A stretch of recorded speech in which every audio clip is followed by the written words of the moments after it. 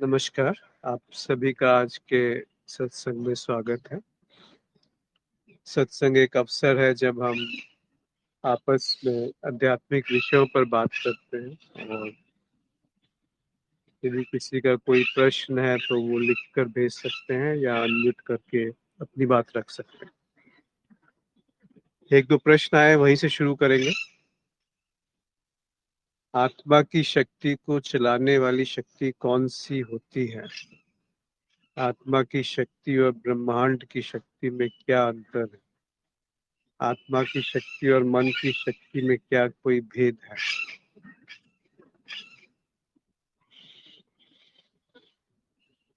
आत्मा की शक्ति को जानने से पहले ये समझना आवश्यक है कि आत्मा क्या है और वो जो आत्मा को जानने चला है वो क्या है। क्या वो आत्मा से भिन्न है? तो आत्मा की हम अलग अलग कल्पनाएं, विचारधाराएं, मान्यताएं सोच के रखा है कि ऐसा कुछ है जो आत्मा है। तो उन सब के कारण इस तरह से हम प्रश्न पूछते हैं कि आत्मा की शक्ति क्या होती है। आत्मा की शक्ति को जानने के लिए आत्मा से पहले अलग होना पड़ेगा, उससे भिन्न होना पड़ेगा, उससे जुदा होना पड़ेगा, फिर जान पाएंगे कि आत्मा क्या है। तो वो क्या है जो आत्मा से भिन्न होकर के आत्मा को जानेगा? तो वो सारी शक्ति और जो शक्ति का अभाव है वो सारी बातें वहां पे समाप्त हो जाती है। आत्मा की शक्ति और ब्रह्मांड की शक्ति में क्या अंतर है? ये फिर वही बात हो गई कि आत्मा और ब्रह्मांड, इन दोनों में क्या तालमेल है, क्या है जो जिसे हम ब्रह्मांड समझते हैं और क्या है जो आत्मा है। आत्मा यानी होना मात्र, जो मैं हूँ उसका भान। पर उसको भी आगे देखा जाए तो उस पे भी शोध किया जा सकता है कि ये क्या है जो मैं अपने होने को समझता हूँ। हो सकता है वहां कुछ और ही पता चले कि वहां पे कुछ ऐसा नहीं है जो मैं अपने आप को अलग करके खुद को जान सकता हूँ। अपने आप को अपने से अलग करके मैं कैसे जानूंगा? तो जो भी जाना जाएगा वो मिट जाता है, वो थोड़ी देर में भुला दिया जाएगा। वो बनता है और वो बिगड़ जाता है। उसमें कुछ गुण है, उसमें कुछ आकार है, उसमें रूप है, उसमें शब्द है। तो इन सब से परे वो क्या है जो इन सब का धरातल है? और उस धरातल में और जो घट रहा है आत्मा के रूप में, जिसे हम आत्मा समझते हैं या जानते हैं, उन दोनों के बीच में क्या संबंध है? इस तरह से थोड़ा शोध कीजिए तो कुछ फायदा है। अन्यथा ऐसी मान्यताओं में हम ज्यादा समय अगर मतलब नाम और रूप, शब्द और आकार, इन सब में हम उलझे रहते हैं। उस तरफ नहीं देख पाते कि वो असल क्या है, अभी जो घट रहा है सामने, उस घटना में का ऐसा अवलोकन क्या है जहां पर कोई अवलोकन कर नहीं रहा है, बस वो भी उसकी तरफ भी दृष्टि है जो अवलोकन कर रहा है। तो वहां पे शायद कुछ और मिलता है, दिखता है। आत्मा की शक्ति और मन की शक्ति में क्या कोई भेद है? हाँ, इसको समझना आवश्यक है कि मन क्या है। मन यानी जो शब्द, मान्यताओं, विचारों, संकल्प, विकल्प, इच्छाओं, कल्पनाओं, धारणाओं, इन सब से के गठजोड़ से जो बनता है वो मन है। और वही मन मैं को प्रकट करता है कि मैं एक विचार के रूप में अलग अपने को पाता हूँ, जो इस अखंड ब्रह्मांड में या प्रकृति में विभाजन कर रहा है।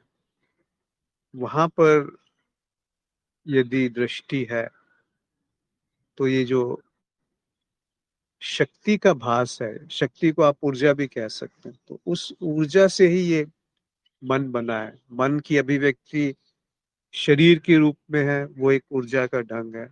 मन के रूप में है, वो एक ऊर्जा का ढंग है। और उसी ऊर्जा को जब हम और शुद्धतम रूप में पाते हैं तो मेरा होना वो एक और ऊर्जा का ढंग है कि मैं हूँ, या मैं ब्रह्म हूँ, या मैं अनुभव करता हूँ, या मैं साक्षी हूँ। तो वो और सूक्ष्म ढंग है। तो इन तीनों को अगर आप देखेंगे तो ये सब मन की गति है। पर अगर औपचारिक रूप में विभाजन करना है तो पहली गति है कि देहदास, मतलब देह का भान होना कि मैं देह हूँ।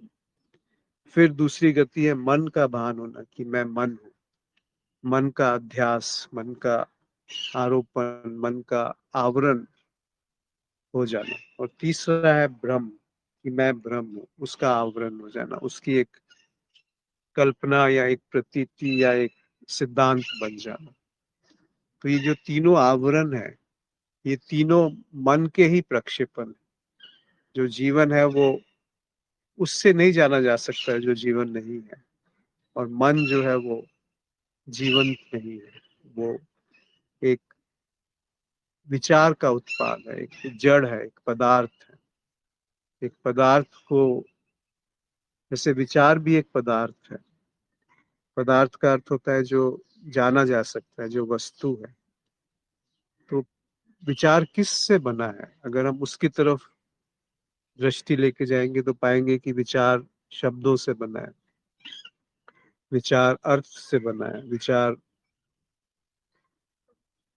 मान्यताओं से बना है, धारणाओं से बना है, स्मृति से बना है। इन सब से को अगर आप और सूक्ष्म रूप में, ये भी पदार्थ है। तो वो पदार्थ है जो कहता है कि मैं ब्रह्म हूँ। यदि मन हटा लें तो ये कहने वाला कौन रहेगा कि मैं आत्मा हूँ, या मैं ब्रह्मांड हूँ, या मैं ब्रह्म हूँ। तो ये जो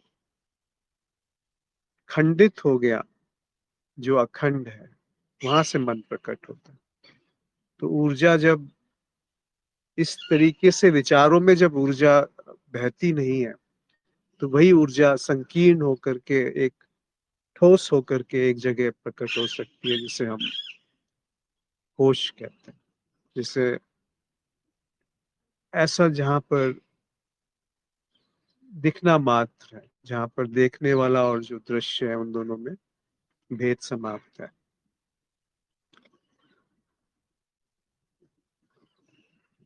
अगला एक प्रश्न है कि शब्द और भाव के पीछे भी कुछ रहस्यमय है, और मुझे यह रहस्य के परे क्या है वह भी जानना है। एक तरफ जब हम उसे रहस्य कहते हैं तो फिर उसे जानने से तो फिर वो रहस्य नहीं रहा, फिर तो वो उद्घाटित हो गया, प्रकाशित हो गया। और शब्द जो है, हम शब्द को भी नहीं जान सकते। शब्द का भी जो आकार है वो बदल सकता है। यानी हम किसी भी शब्द को अलग अलग भाषा में अलग अलग तरीके से लिखते हैं, पर उसकी जो ध्वनि है वो एक ही है, एक हो सकती है। तो जो आकार हम शब्द का देते हैं वो बदला जा सकता है, पर उसकी ध्वनि, और उस ध्वनि के पीछे जो है, जहां पर वो, जिससे वो बन रही है ध्वनि, और जिस जगह पे उस ध्वनि को ग्रहण किया जा रहा है, उसके पीछे जो है वो रहस्यमय है, वो नहीं जाना जा सकता। तो हम शब्दों से शब्दों के परे का रहस्य जानने का प्रयास करते हैं। या भाव का अर्थ होता है मेरा होना, भव। तो मेरा होना जो है उसके पीछे का क्या रहस्य है, इसको मेरे होने से कैसे जाना जाएगा। मैं यदि हूं और अपने पीछे की बात को जान रहा हूं, जो मुझसे अनादि है, जो मुझसे पहले है, या जो मेरे बाद है, उसको कैसे हम जानेंगे, जो एक समय में और देश में बनता है और बिगड़ जाता है। वो मन, ये समय, मन, बुद्धि, शरीर, ये सब देश में बनते हैं और विसर्जित हो जाते हैं, समय में बनते हैं और विसर्जित हो जाते हैं। तो वो जो विसर्जन से पहले था, जो उसके बनने से पहले था और जो बनने के मिटने के बाद है, उसको रहस्यमयी कहा गया, उसको रहस्य दर्शी कहा गया। ऐसे संतों को रहस्य दर्शी कहा गया, जिनकी दृष्टि उस तरफ है जो उसका धरातल है, जिसपे मन बनता है। वो सहज अवस्था है, उसी को समाधि कहा गया, जहाँ ऊर्जा अपने स्रोत की तरफ लौट चली, उसको रहस्य कहा गया। तो उस रहस्य को आप शब्दों में, भावों में, जानकारी में, स्मृति में, मन में, बुद्धि में अगर बांट लेंगे, उसको सीमित कर देंगे, तो वो नहीं है जिसकी वो व्याख्या है। ये तो सीधे देखा जा सकता है, जैसे सामने तोता है, ये तोता शब्द वो नहीं है जो असल तोता है, जहाँ पे जीवनता है, जहाँ पर गति है। तोते शब्द में कुछ गति नहीं है, उसमें कोई जीवन नहीं है, उसमें प्राण नहीं है। उसी तरीके से जो सत्य की व्याख्या है, जो उस रहस्य की व्याख्या है, वो कैसे हो गया जो फिर वो रहस्य हम उसे कहते हैं। तो इन्हीं सब चीजों को कबीर, बाबा बुल्ले शाह, पातंजलि ने कहा है, उसी पे आज चर्चा करते हैं थोड़ी। बाबा बुल्ले शाह का एक और काफी है, आओ फकीरों मेले चलिए, आरफ का सुन बाजारे। बहुत सुंदर तरीके से वो कहते हैं कि फकीरों ऐसे नहीं जो कुछ चाहता है, जीवन से कुछ पाना चाहता है, उसको फकीर नहीं कहते। फकीर को आप हिंदी में समझे तो बैरागी, इसको कोई राग नहीं है कि ऐसा होना है या ऐसा नहीं होना है। जैसा जीवन आया वैसा ही वो प्रस्तुत है, उसी में वो आनंदित है, वो फकीर है। तो चलो फकीरों मेले चलिए। अब एक तरफ फकीर और एक तरफ मेला, फकीर को मेले से क्या रुचि होगी। पर ये कौन सा मेला है जिसकी वो बात कर रहे हैं बुल्ले शाह। ये मेला है उस सत्य का मेला, क्योंकि आगे कहेंगे कि आरफ का सुन बाजारे। आरफ यानी परम सत्य, ब्रह्म ज्ञान या एकत्व की तरफ रुख हो जाना। और आरफ का एक तकनीकी अर्थ भी है कि जो स्वर्ग और नरक इन दोनों के बीच में जो है, उसको आरफ कहा गया। तो वो दोनों है, इसमें एक विधि भी है और इसमें एक सत्य भी छुपा है कि वो जो बाजा है, वो जो धुन है, उसको सुन लिया गया, जो एक तरीके से अभिव्यक्त नहीं है और एक तरीके से वो वही अभिव्यक्त है, उसी का बाजा बज रहा है, उसी की धुन बज रही है। तो उस सत्य की मेले की तरफ जब रुख है, उस ढंग की तरफ जब रुख है, उस कला की तरफ जब रुख है, जहाँ पर वो बाजा बजता है जो आरफ का है, यानी उस पावन सत्य का है जो अछूता है, जो अनबना है, जो अभी मेरे बनने से पहले था और मेरे मिटने के बाद रहेगा। उस तरफ यदि दृष्टि है तो उस मेले की वो बात कह रहे हैं। अनहद शब्द सुनो बहुरंगी, तजिए देख पे आ जा रहे। जैसे प्याज के छिलके होते हैं और एक एक छिलका अगर हम हटाते जाएं तो अंदर से कुछ मिलता नहीं है। इसी तरीके से जो हमने कपड़े पहने हुए हैं, वो तीन तरह के कपड़े हैं, जैसे अभी बात हुई। पहला कपड़ा है देह का, दूसरा कपड़ा है मन का, तीसरा कपड़ा है उस अनहद का, उस तरफ का जिसे हम आत्मा या ब्रह्म या अनहद कहते हैं, जो सीमा से परे है। तो बुल्ले शाह कह रहे हैं कि अनहद शब्द सुनो बहुरंगी।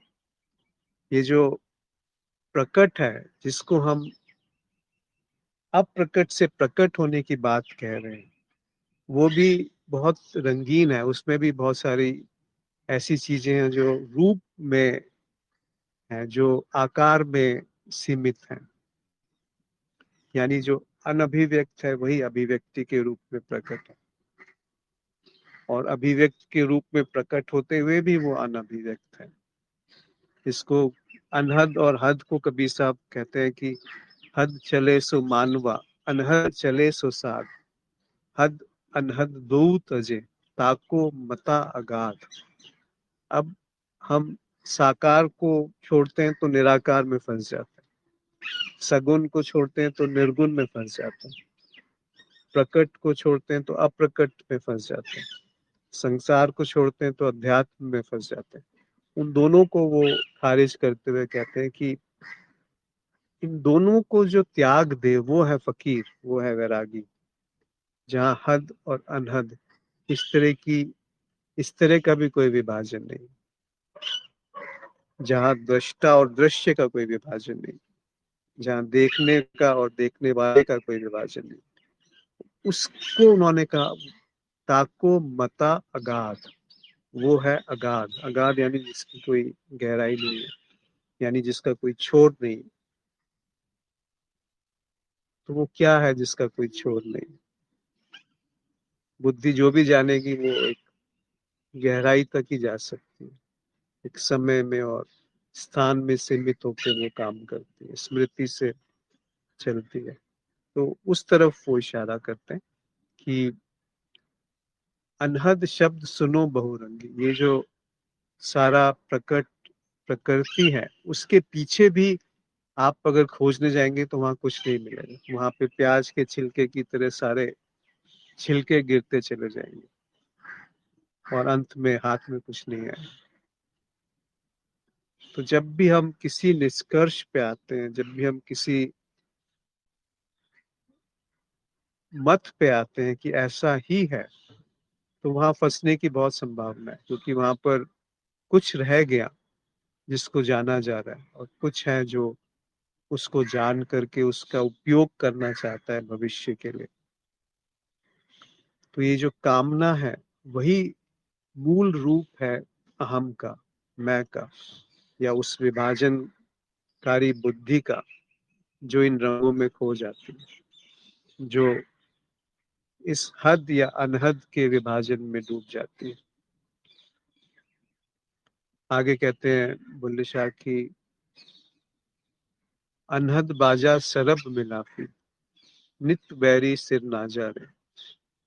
अगर वो मैं आत्मा हूं या मैं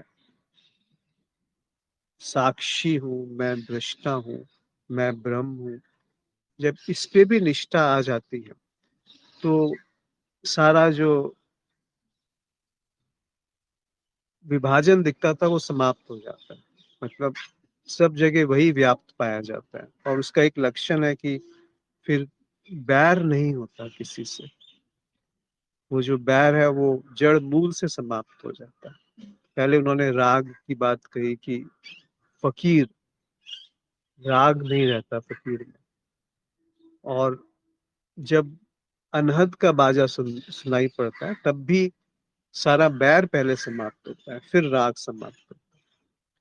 तो पहले द्वेष जो है वो समाप्त हो गया, अगर हम उस तरफ दृष्टि ले गए कि कुछ तो है जो रहस्य है, जो बुद्धि से नहीं जाना जा रहा है, जिस पर बुद्धि बनती है, उस तरफ जब दृष्टि जाती है तो बैर समाप्त हो गया।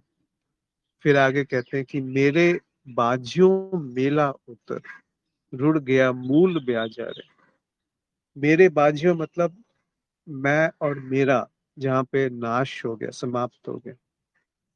मेला उतर, उस सत्य के मेले का तब अवतरण हुआ, या ये जो मेला है, जिस संसार का मेला है, वो समाप्त हो गया। ये दोनों बातें एक साथ होती है कि मिथ्या पर से निष्ठा का हटना और सत्य का अवतरण होना, ये दोनों एक साथ घटते हैं। ऐसा नहीं कि अलग अलग ये दोनों बातें घटेंगी, साइमल्टेनियसली युगपथ घटनाएं हैं। तो जब मेरा अपने होने का भाव समाप्त हुआ, इसको पतंजलि कहते हैं कि विशेष दर्शिनः आत्मभाव भावना विनिवृत्ति, यानी वो आत्मभाव आत्मबोध को खारिज कर रहे हैं कि मेरा होना, जब उसकी भी निवृत्ति हो गई, उस भाव से भी छुटकारा मिल गया, जिसको कबीर हद अनहद दोनों के पार की बात कहते हैं। तो मेरा होना या मेरा नहीं होना, ये जो दर्शन है, जब उस तरफ गति हुई, तब वो मेला प्रकट हुआ जिसे सत्य का मेला कहा गया, जहाँ पे न राग है न द्वेष है। मेरे बाझियों मेला अवतर, मेरा वो मेला अवतरित हुआ जो सत्य है, या ये मेला विसर्जित हुआ जो झूठ है, जो बनता और बिगड़ता रहता है। रुड़ गया मूल ब्याजा रे, तो जो कर्म है और कर्म का फल है, जो कारण है और जो प्रभाव है, वो जो एक सीधी रेखा है जिस पे समय चलता है, वो समाप्त हो गई। जड़ मूल से उसका अवसान हो गया। ऐसा नहीं कि कुछ करके कुछ होने वाला है, वो एक मुश्त समाप्त हो जाता है।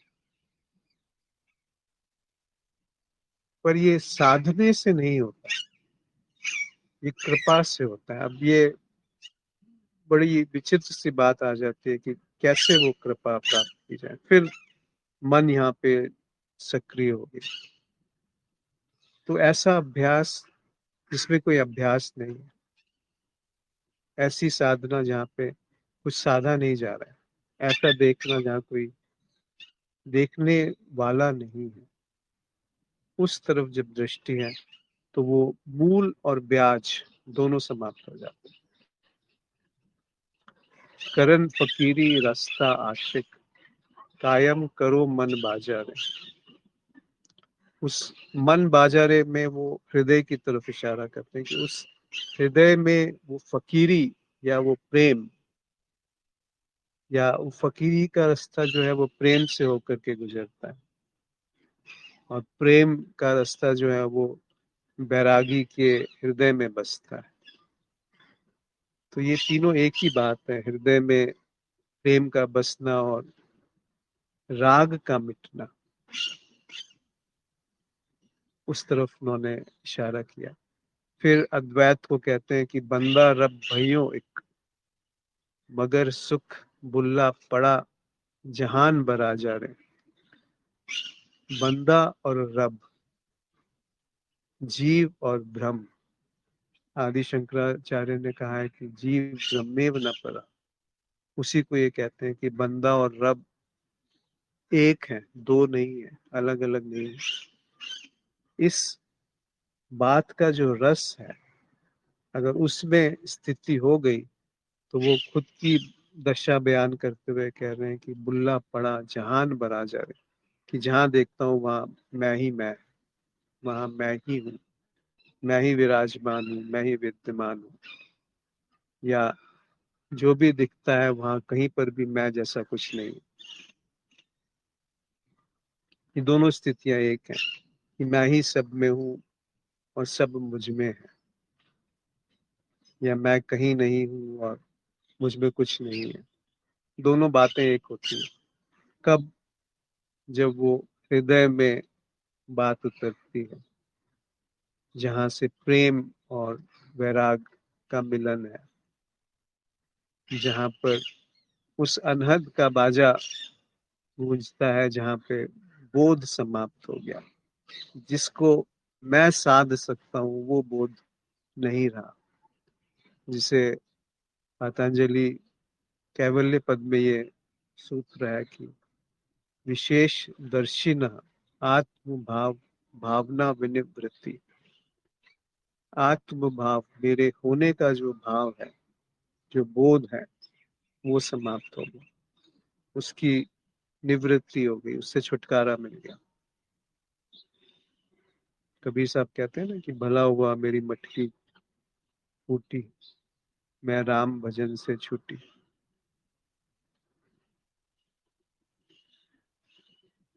ऐसा नहीं है कि अध्यात्म में कुछ नहीं है तो जो संसार है उसमें लिप्त हो जाया जाए, ऐसा नहीं कहा जा रहा। यदि अध्यात्म में कुछ नहीं है तो संसार में भी कुछ नहीं। तो जो है वहीं पर उपस्थिति है, वहीं पर वो प्रकट है जो होने और नहीं होने के परे है, जहाँ पे होश की कामना नहीं है, जहाँ पर मेरा होना भी एक बोझ है,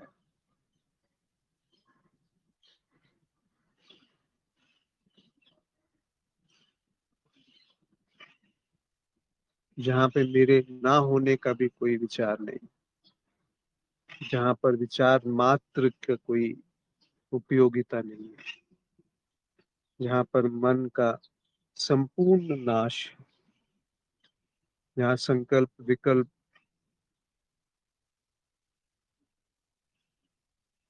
धूमिल हो गए, ऐसे हो गए जैसे वो हो ही ना।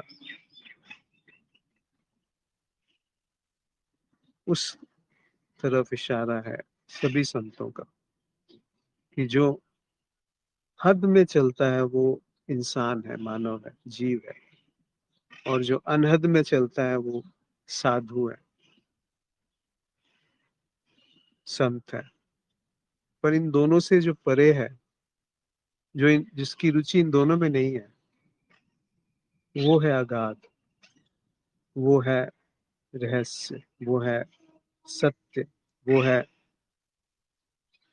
आरफ का सुन, आरफ का बाजा वो है,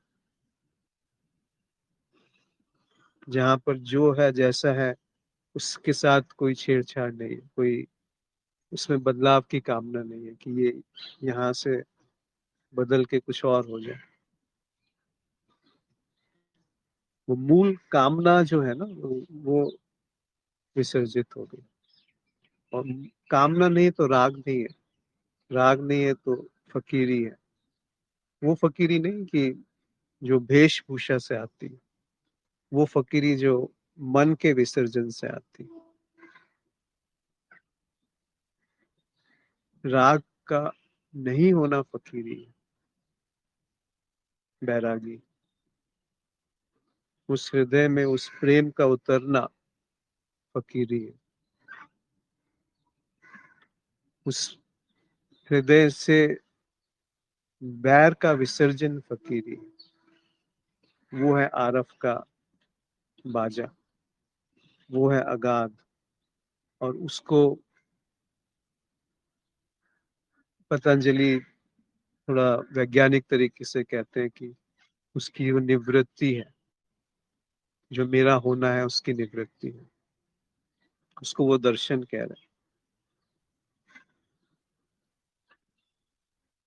हैं। दर्शन में मेरा होना एक बाधा है, यानी मेरा होना किस सामग्री से बना है, यदि उसकी तरफ ध्यान है तो ये पता चलेगा कि जिसको मैं अपना होना कहता हूँ वो मात्र एक पदार्थ है, आरोपित चीज, सीखी हुई बात है, मन का प्रक्षेपण है।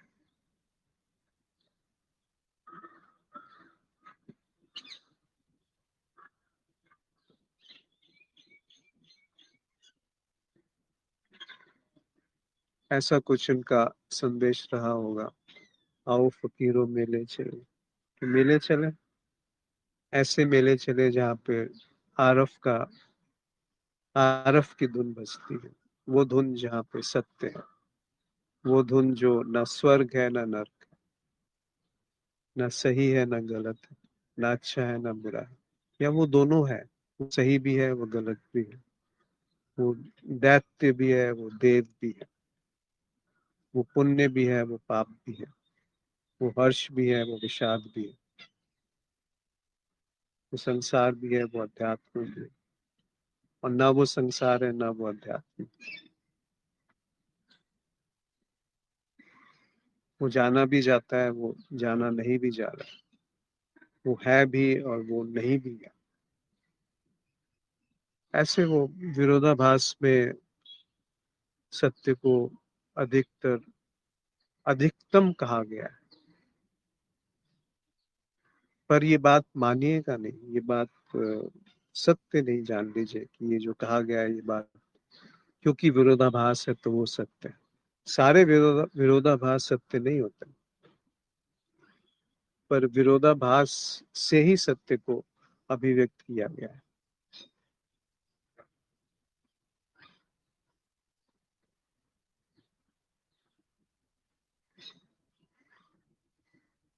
तो वो मेला क्या है जिसमें मन बुद्धि मेरी कोई आवश्यकता नहीं है, पर मेला भरपूर है।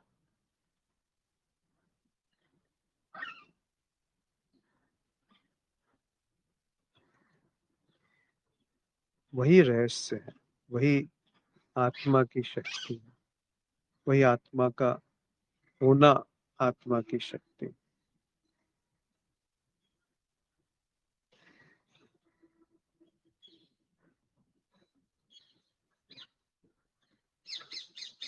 उसको जानते हुए भी जाना नहीं गया, और नहीं जानते हुए भी उसी को जाना जा रहा है।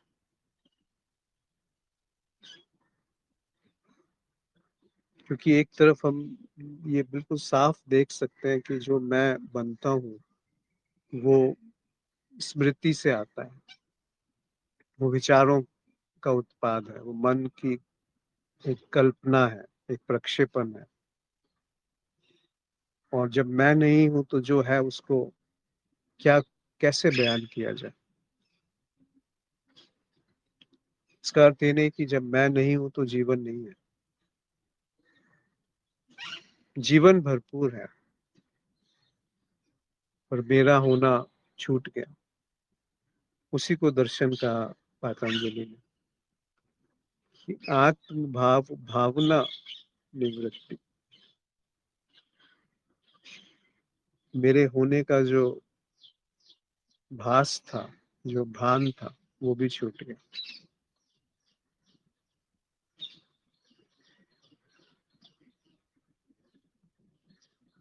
छूट ही जाता है, निद्रा में छूट जाता है, प्रेम में छूट जाता है,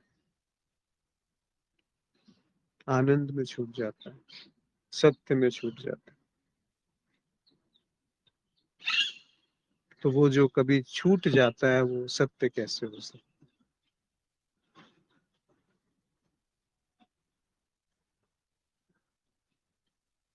जी,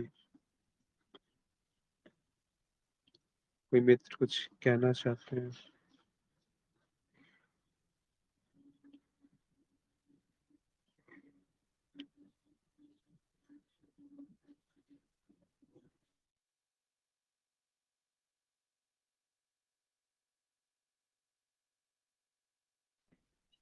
एक प्रकाश के स्तंभ है इस तरह के जो संत हुए,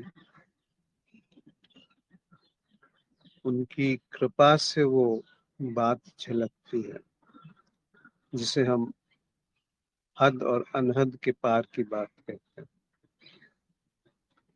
जहाँ पे मेरे होने का कोई अर्थ नहीं निकलता। मेरे होने का अर्थ नहीं निकलता का अर्थ है कि वो एक अलग से जो इकाई, एक केंद्र, जिससे मैं और मेरा, तू और तेरा रूपी विभाजन बनता है, वो समाप्त हो जाए।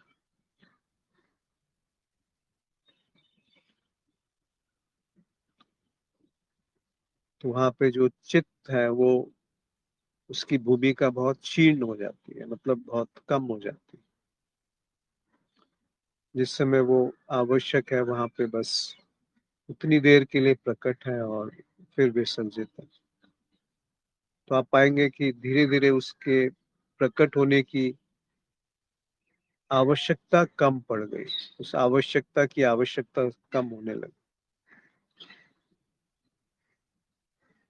उसे सहज समाधि कहा है, जहाँ वो स्रोत की तरफ ऊर्जा लौट चले।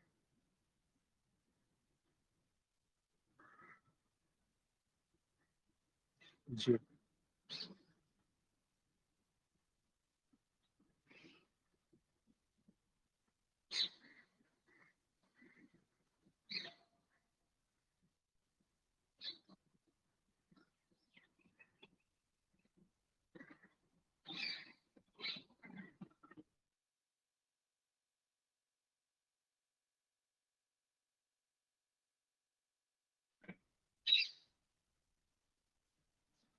कमल जी ने एक संदेश भेजा है कि अनुभव तो हो रहे हैं, बस किसको हो रहे हैं ये ढूंढने जाओ, कोई मिलता नहीं है, फिर भी उसको अनुभव करता क्यों कहा गया है। जहाँ अनुभव हो रहे हैं वहाँ तो शून्य है, बस कोई मिलता तो है नहीं, क्या समझने के लिए उस अनुभव करता कह दिया गया है। चलो ठीक है, समझने के लिए अनुभव करता कह दिया, ये तो क्लियर हुआ। प्रश्न ये है कि सभी अनुभव मैं कैसे हो सकता हूँ। मेरा तत्व तो शून्य है, मैं तो अपरिवर्तनशील हूँ। अनुभव मिथ्या है, परिवर्तनशील है। अनुभव मैं कैसे हूँ, इसको सत्यापित करने में थोड़ी मदद करें।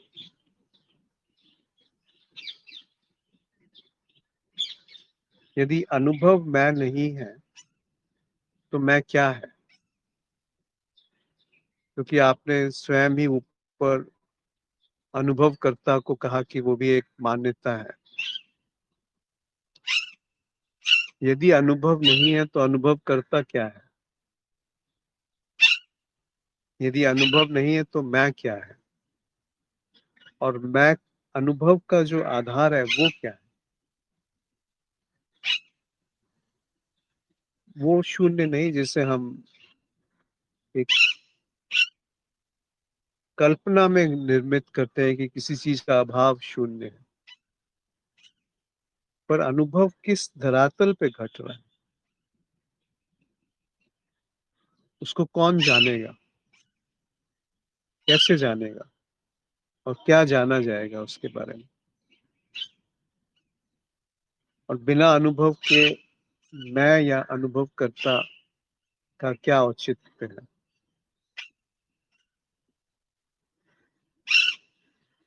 तो जब आप पूछते हैं कि सभी अनुभव मैं कैसे हो सकता हूँ, तो ये पूछना चाहिए कि ये मैं क्या है जो अपने आप को सभी अनुभव घोषित कर रहा है। मेरा तत्व तो शून्य है, ये कौन जानता है कि मेरा तत्व शून्य है?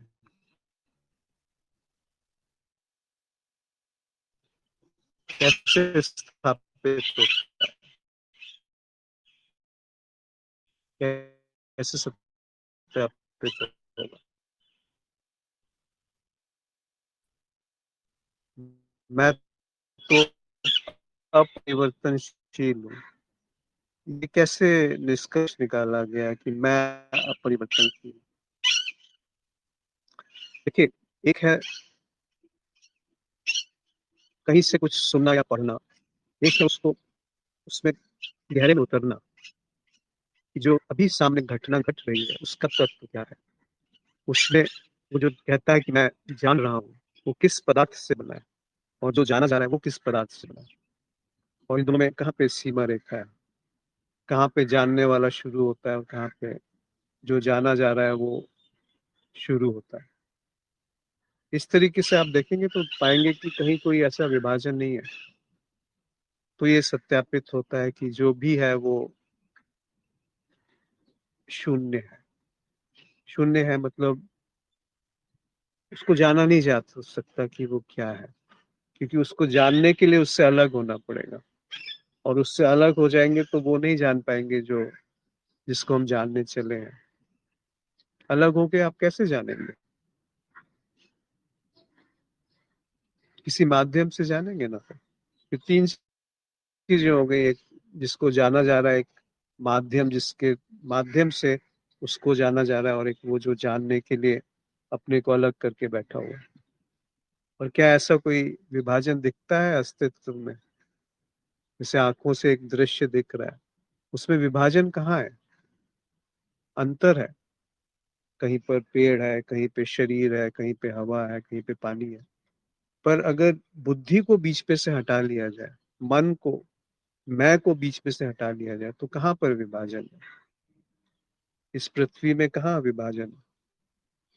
इस शरीर के अलग अलग अंगों में अंतर है, पर विभाजन कहाँ है? एक साथ काम करता है ना शरीर। एक शरीर में जो एक बैक्टीरिया है उसके लिए पूरा का पूरा संसार, पूरा का पूरा ब्रह्मांड, हो सकता है हमारे पेट के अंदर ही वो पूरा ब्रह्मांड है उसके लिए।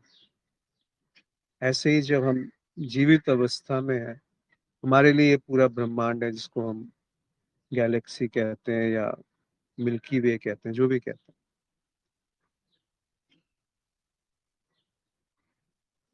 इन सब में मैं कहाँ है? इन सब में जानने वाला कहाँ है? इन सब में परिवर्तन और अपरिवर्तन में भेद करने वाला कहाँ है?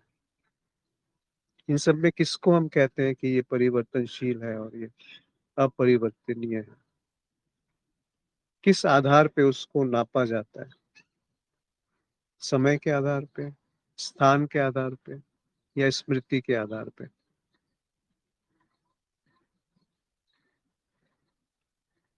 वहां पे देखिए कि सब अखंड है कि खंडित है, पूर्ण है कि अपूर्ण है। क्या कुछ बात स्पष्ट हो पाई कमल जी?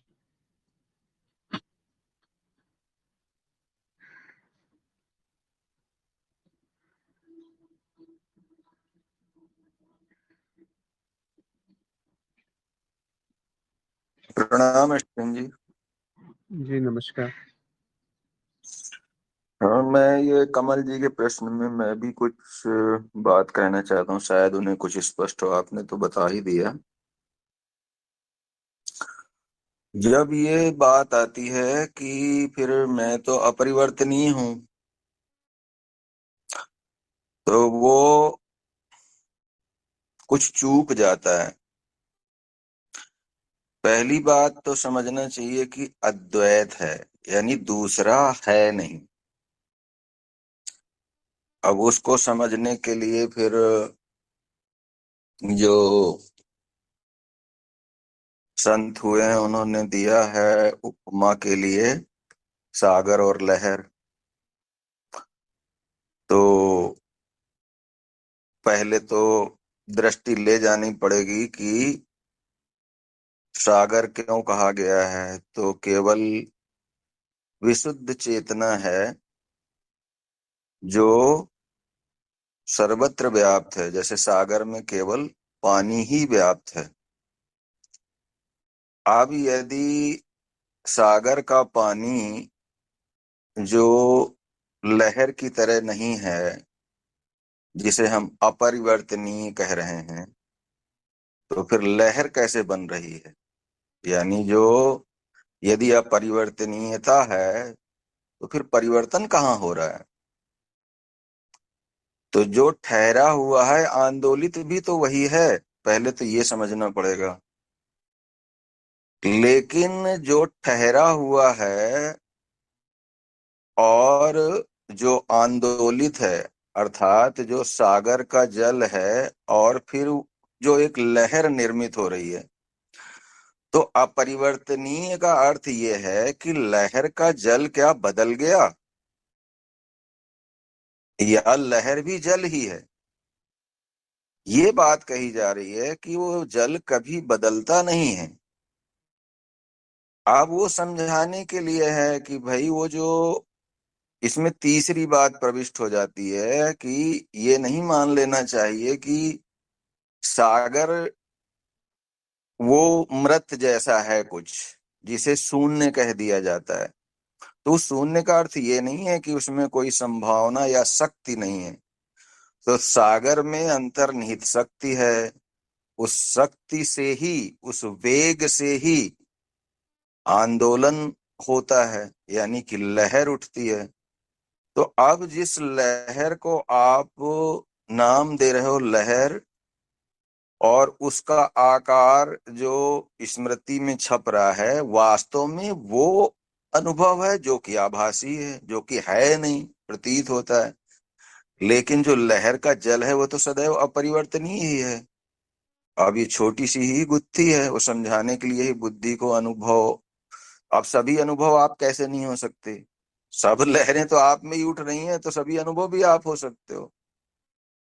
तो ये पढ़ने से या पाठ्यक्रम से नहीं होगा।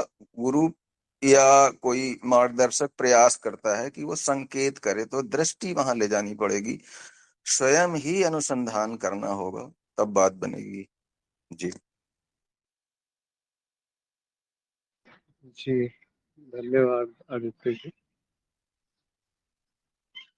अलग अलग उदाहरणों से उससे कहा गया है, जैसे सागर और लहर का उदाहरण दिया, तो उसमें तत्व जो है वो एक ही है। तो सभी अनुभव जो है वो जल है, मतलब सारी लहरें जल है, और सागर यानी अनुभव करता वो भी जल है। तो उस तत्व की तरफ ही सब इशारा करते हैं कि उसे ढूंढो, जो ढूंढने वाला और जो ढूंढा जा रहा है उन दोनों को एक साथ देख रहा है।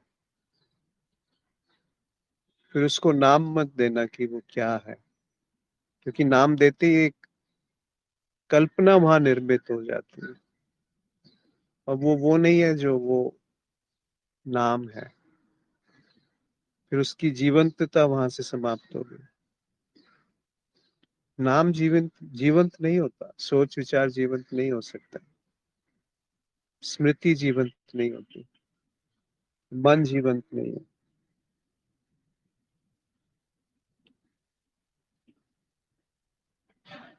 तो जो दर्शन है, ऐसा दर्शन जिसमें आत्म नहीं है, आत्मबोध की निवृत्ति हो गई है, मेरे होने का भान वहां पर समाप्त हो गया, जहाँ पे देखने वाला नहीं है, उस देखने को दर्शन कहा गया।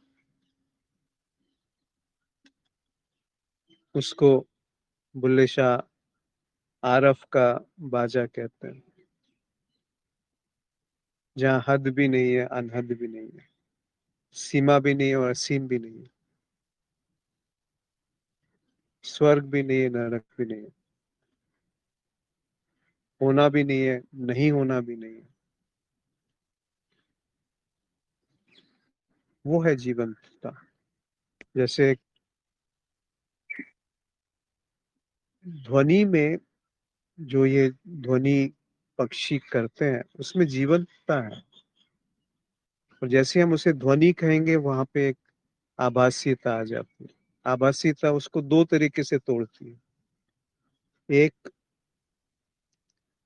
उसको नामकरण करके, उसको नाम दे करके, फिर उसकी कल्पना करके, प्रक्षेपण करके उसका। जैसे मैं जीवन को पहले संकुलित कर देता हूँ, क्योंकि मैं अपनी धारणा के हिसाब से जीवन पे नियंत्रित करना चाहता हूँ, नियंत्रण, बदलाव, सुधार, या उसको चलाना चाहता हूँ। ये एक मैं का ढंग है। दूसरा, जहाँ कुछ है ही नहीं वहां पर कल्पना निर्मित हो गई, और उस विकल्प में मैं डूबा रहता हूँ, उसी से सुख और दुख, स्वर्ग नरक निर्मित होते हैं। पहले मैं निर्मित होता हूँ, फिर स्वर्ग नरक निर्मित होते हैं, और उन स्वर्ग नरक में मैं गति करता हूँ, उस शुभ अशुभ में, हर्ष और विषाद में मैं गति करता हूँ। तो अगर मूल पे जाएंगे कि ये मैं क्या है, तो वहां पाएंगे कि मैं जो है काम है, कामना का उत्पाद है। उसके उसके मूल में एक वासना निहित है, कि जो अभी है उसको, उसमें कुछ बदलाव होना चाहिए, कुछ परिवर्तन होना चाहिए। यदि अभी जो है उसमें परिवर्तन की कोई मंशा नहीं है, तो मैं कहाँ रहा, मैं की उपयोगिता कहाँ रही। और मैं की उपयोगिता समाप्त होते ही वो जो लहर और समुद्र की गहराई का पानी है, वो तत्ववत प्रकाशित हो गया, तत्ववत दर्शन हो गया उसका। तो वो दर्शन क्या है, जिसमें कोई देखने वाला नहीं है, जिसमें कोई जानने के लिए आतुर केंद्र नहीं है।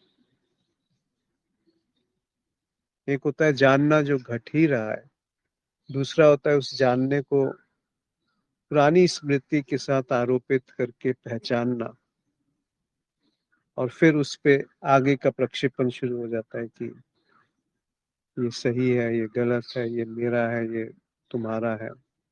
इस पृथ्वी में कहाँ पे भारत है? सीमाओं की क्या वैधता है जो हमने खींची है? अगर आप भारत की इतिहास देखेंगे तो ये भारत की सीमा बहुत बड़ी होती गई, छोटी होती गई, अभी भी छोटी हो जाती है। कभी पाकिस्तान ने कुछ कब्जा कर लिया, चीन ने कब्जा कर लिया, या कुछ भी हो सकता है। पर धरती पर, पृथ्वी में वो सीमा कहाँ है? वो क्या बुद्धि से निर्मित है या प्राकृतिक है? वो प्रकृति में कहाँ खंड है? एक पंछी के लिए कौन सा पाकिस्तान है और कौन सा भारत है? तो एक पंछी हमसे ज्यादा समझदार प्रतीत होता है। फिर उस प्रक्षेपण को हम सुख और दुख में परिवर्तित कर देते हैं। खुद ही के बनाए सिद्धांतों को हम सुखी और दुखी हो जाते हैं, और जो मूल बात है वो छूट जाती है। या तो हम संसार में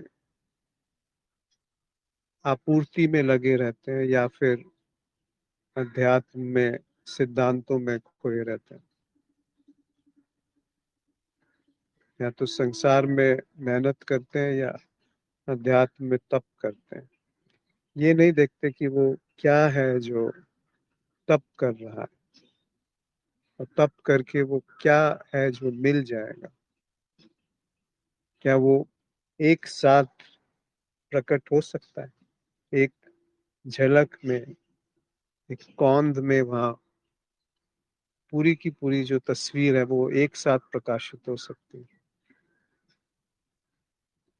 ऐसा प्रकाशित होना जहाँ पे कोई प्रकाश करने वाला नहीं है, उसको प्रकाशित करने वाला नहीं, प्रकाश ही प्रकाश को प्रकाशित करता है। तो मन की मिथ्या का दिखना और मन का घुल जाना, और उस तरफ का मेले का अवतरण, जिसको वो कहते हैं आओ फकीरे मेले चलिए, उस मेले का प्रकट होना और मैं का मिटना, ये दोनों एक साथ है। मेरे बांझो मेला अवतर, वो जो मेला अवतरित होता है, या इस तरफ का मेला जो मिटता है, संसार का, अध्यात्म का, जब ये मेला मिटता है तो वो मेला प्रकट होता है जो सत्य का मेला है, जो अकेला है। उस अकेलेपन में पूरा मेला शामिल है। तो पहले और अकेलापन आता है। जी। और ये अभी का अभी सत्यापित भी हो सकता है ना, अभी के अभी सत्यापित हो, जैसे अभी आपने कहा कि वासना से फिर ये मैं उपजता है, मैं अर्थात मन। तो ये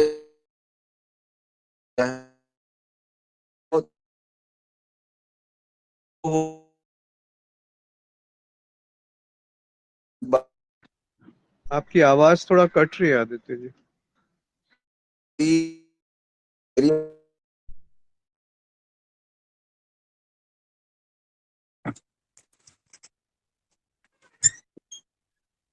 अभी आ रही है सुन जी? हाँ अभी ठीक है, बीच में नहीं आई। जी, मैं ये कह रहा था कि अभी के अभी हम इसको जांच भी सकते हैं, जैसे कि आपने कहा ना कि वासना से फिर जो है ना जानना उत्पन्न होता है या मैं उत्पन्न होता है। तो जब यह कहा जा रहा है कि अनुभव तो हो रहे हैं, लेकिन ये किसको हो रहे हैं, जब इसे खोजने जाएं तो कोई नहीं मिलता। बिल्कुल सही बात है। जो विचार हो रहे हैं, जब आप उस विचार के स्रोत पर जाओगे कि विचार कहाँ से उत्पन्न हो रहे हैं, तो वहां पर विचार समाप्त हो जाएंगे, यानी कि मन ठहर जाएगा, कुछ प्राप्त नहीं होगा, कुछ मिलेगा नहीं, कोई अनुभव करता। अब सवाल उठता है कि अब यही तो है शून्यता, यही तो है अपरिवर्तनीयता। अब जैसे ही वासना उठी, मान लीजिए मैं अभी उस शून्यता में था, यहाँ पर मैं शब्द जोड़ना पड़ा, मतलब केवल शून्यता थी, लेकिन अब बात करने के लिए मैं जोड़ दिया मैंने कि शून्यता थी, कुछ भी नहीं था, कोई अनुभव नहीं था, और आपकी वाणी गूंजी गूंजी। अब आपकी वाणी गूंज रही है क्योंकि मैंने इसको ज्वाइन किया हुआ है। अब शून्यता में सब कुछ हो रहा है, वो वाणी भी हो रही है और सब दृश्य उपस्थित हैं, लेकिन शून्यता है क्योंकि वहां पर जानने की जानने की वासना नहीं है। वहां पर कोई जानने की वासना नहीं है, यानी कोई वेग नहीं उठ रहा है अभी। जैसे समुद्र में वेग उठेगा, लहर उठेगी, लेकिन जैसे ही वासना उठी कि अश्विन जी क्या कह रहे हैं, उसी समय विभाजन हो गया। उस जानने की शक्ति से ही ब्रह्मांड का उदय हो गया, संसार का उदय हो गया। लेकिन क्या वह जो शून्यता है, वह शून्यता कहीं गई उसी पृष्ठभूमि में? तो वह जानने की वासना उठी, वो होना जो है, जो शून्यता में, उसमें जानना निहित है। होना और जानना अलग नहीं है, क्योंकि प्रज्ञानम ब्रह्म, ज्ञान ही जो है ब्रह्म है, वो ज्ञान स्वरूप है। लेकिन उस ज्ञान स्वरूप को, उस होने और जानने की शक्ति को में विभाजन उत्पन्न हो गया कि ये अब ये ध्वनि है और ये अश्विन जी हैं, आदि आदि। यहाँ पर द्वैत उत्पन्न हो गया, पर वास्तव में कुछ है नहीं, ना अश्विन जी हैं, ना कोई ध्वनि है, ना कोई आदित्य है। सदैव वह अपरिवर्तनीयता ही है। तो यहीं का यहीं जांचा जा सकता है, किसी पाठ्यक्रम में किन्हीं शब्दों में या कहीं ये नहीं, दृष्टि से वो बात बनेगी। जी जी, इसको एक और तरीके से देखें कि सबसे पहले जो बात है वो है अकेलापन। वो मेला जो है वो अकेलेपन का मेला है, मतलब वहां दूसरा कोई नहीं है, वो मेला है। जब यहाँ बात समझ नहीं आती तो उसको कहा गया श्रुति, श्रवण मात्र से वो हो जाना चाहिए। अगर वो भी नहीं तो उपनिषद की उस सत्य के पास बैठ जाना, उसकी तरफ रुख हो जाना। और वहां पे भी बात नहीं बनी तो स्मृति, जो शास्त्र है, जो उसका व्याख्यान है, जो जाना गया उसकी जो व्याख्या है, उस तरफ इशारा है। पर अंत में तो वो उस अकेलेपन के मेले की बात है जहाँ पे दो नहीं है।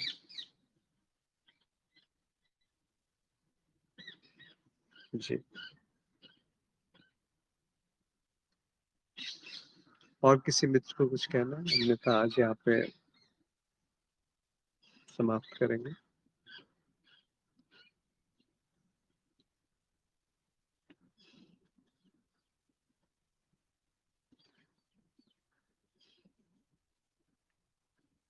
जी, शब्दों के साथ रहते हैं। एक और सूरज जी ने मैसेज भेजा है कि शब्द, उपमाएं और बुद्धि कुछ हद तक उपयोगी हैं, लेकिन यदि कोई इस उपस्थिति को जीना चाहता है तो उपमाएं निरर्थक प्रतीत होती हैं।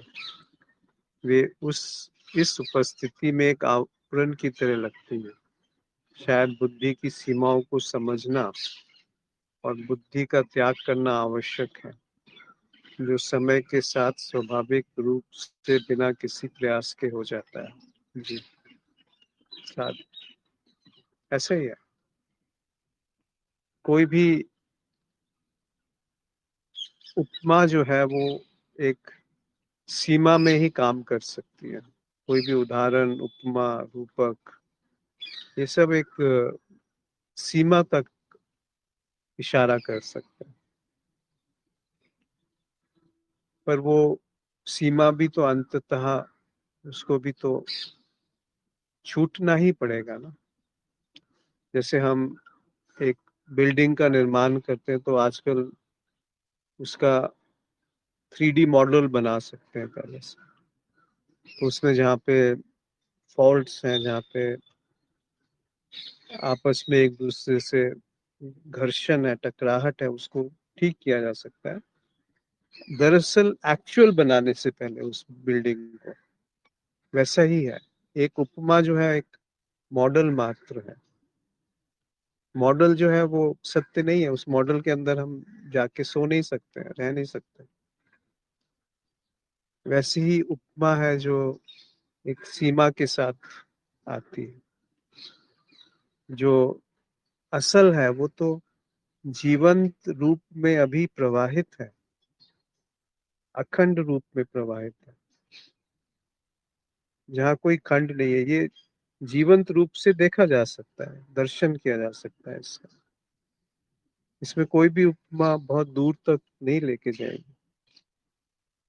और समय के साथ होगा, ये भी मन एक निर्मित कर लेता है कि अभी अभी नहीं हुआ, अभी जाना, उसको संग्रहित किया, कुछ समय बाद उससे कुछ हो जाएगा। तो दो ढंग होते हैं, एक होता है श्रमण ढंग और एक होता है ब्राह्मण का ढंग। श्रमण का अर्थ होता है कि कुछ करेंगे, कुछ प्रयास, कुछ तप, कुछ साधना, उसके बाद सत्य उद्घाटित होगा या सत्य में गति होगी। एक है ब्राह्मण का ढंग कि जो है वो पहले से मिला हुआ है, बस रुख बदलने की देर है। तो ये रुख बदल गया तो सारे जो क्रियाकलाप हैं वो गिर जाते हैं। और यदि रुख गलत है तो क्रियाकलाप आपको गलत दिशा में ले जाएंगे। कहाँ लेके जाएंगे? इसलिए मौलिक रूप से वो दिखना पर्याप्त है कि वहां पे क्या है जो समय में नहीं बंधा है, जो बुद्धि में नहीं बंधा है, जो उपमाओं में नहीं आता है, जो दिखने में की परिभाषा से परिभाषित नहीं होता, जो देखने वाले की परिभाषा से जीवंत नहीं होता। वहां पर जाकर के सारे हमारी जो बुद्धि की भाग दौड़ है वो रुक जाती है। मन जो है वो ठहर जाता है, जैसे आदित्य जी भी कह रहे थे, गिर जाता है, ढह जाता है, समाप्त हो जाता है। मन को खोजने से ही मन समाप्त हो जाता है कि मन कहाँ है, किस पदार्थ से बना है, किस पर टिका है, मन का धरातल मन से अलग कैसे है, जो मन को जान रहा है वो मन से भिन्न कहाँ है, कितना है। इस तरीके से जब अवलोकन होता है कि तो मन जो है वो प्रकाशित हो जाता है। उस प्रकाश में मन का अंत है, समाप्ति, विसर्जन है। जी, आप सबका बहुत आभार आज जुड़ने के लिए। नमस्कार।